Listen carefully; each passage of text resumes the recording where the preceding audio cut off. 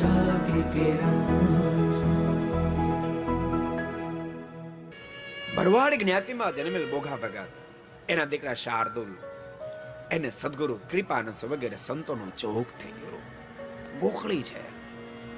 સદગુરુ કૃપાનંદ સ્વામી વગેરે સંતોનો જોગ થતાની સાથે ભગવાન શ્રી હરિનું સ્વરૂપ ઓળખાયું.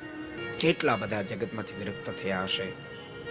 એક દાડો રાત્રિને સમયે ભગવાન સ્વામિનારાયણ શાર્દુલને દર્શન આપ્યા અને કીધું, શાર્દુલ, તારા પિતાશ્રીને પૂછી લે, તને ધામમાં તેડી જાઓ, તારા પિતાશ્રી પરમિશન આપે તો ધામમાં તેડી જાઓ. શાર્દુલ એને પિતાને પૂછ્યા વિના કહી દીધું કે મહારાજ, મને ભરોસો છે મારા પિતાશ્રી ના નહીં કહે. ના, પણ તેમ છતાં પૂછ ને.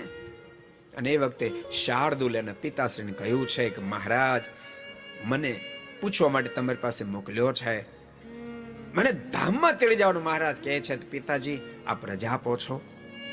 ભોગા ભગતના મોઢામાં શબ્દ, ઓહો, તું કેટલો ભાગશાળી.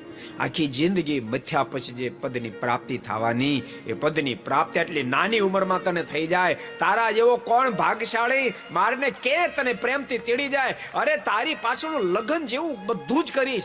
મારને કે ભલે પ્રેમથી તેડી જાય. બાપ, આ સંત સમાગમથી આ વાત જીવનમાં ઉતરી શકે છે. को पसंद आया हो तो लाइक करें और शेयर करना मत भूलिए.